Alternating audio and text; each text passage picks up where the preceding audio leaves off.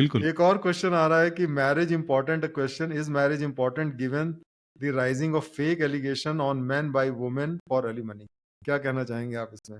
देखो, मैरिज आपका personal decision होता है।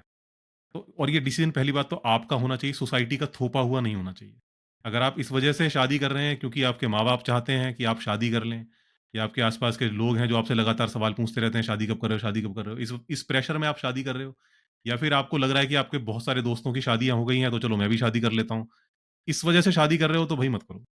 आपको अंदर से लगता है कि शादी करनी चाहिए और आपको लगता है कि कोई ऐसा व्यक्ति है आपकी लाइफ़ में जिसको कि आप अच्छे से आप जानते-पहचानते हो और आपको लगता है कि इसके साथ अगर मेरी ज़िंदगी बीतेगी तो मैं खुश रहूँगा, हमारी अच्छी चलेगी, और उसको भी ऐसा लगता है, तो फिर मुझे लगता है आपको शादी की तरफ बढ़ना चाहिए।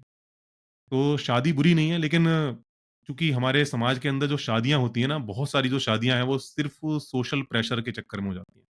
या फिर इस चक्कर में कि आपकी अपब्रिंगिंग इस तरह से हुई, आपको लगता है कि शादी तो कर लेनी ही चाहिए, शादी तो सबकी होती है, तो मैं भी कर लेता हूँ।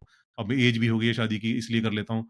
और लोग इसी वजह से कर लेते हैं शादियाँ, और फिर उसके बाद में वो क्योंकि वो क्योंकि बहुत सारे जो लोग हैं वो शादी ऐसे करते हैं, किसी अनजान शख्स से शादी करते हैं। तो जिस तरह से हम देखते हैं कि एक परिवार ढूँढा जाता है, कोई कोई लड़की या लड़का ढूँढा जाता है और उसके बाद बातचीत चलती है, फिर आप देखने जाते हो, फिर आप 1 दिन देखते हो, फिर आप फैसला कर लेते हो, हाँ ठीक है, देखने-दाखने में ठीक है, पढ़ाई ठीक कर रखी है और परिवार भी ठीक-ठाक है, तो चलो कर लेते हैं शादी।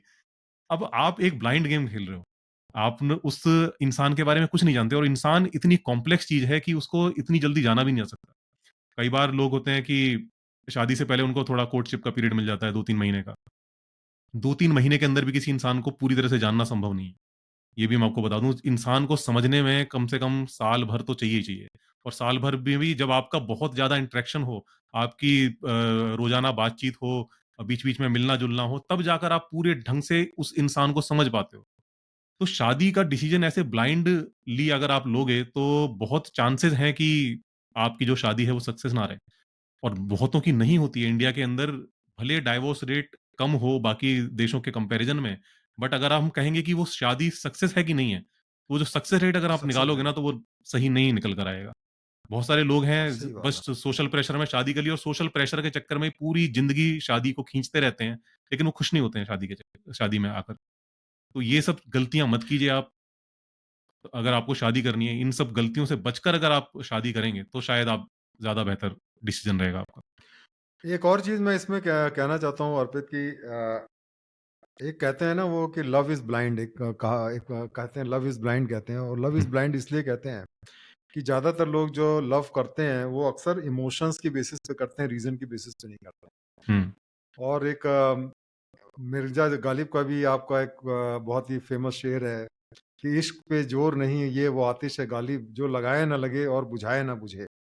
तो ये जो चीज़ें हैं कि हम अगर ये सोचते हैं कि लव जो है, जो रोमांटिक लव है, कि आपके अंदर से एक आवाज़ आई और साहब आपने ये सब कर लिया, वो एक अच्छी ड्यूरेबल नहीं। आप जब भी शादी करें तो आप देखें कॉमन चीज़ें क्या-क्या हैं।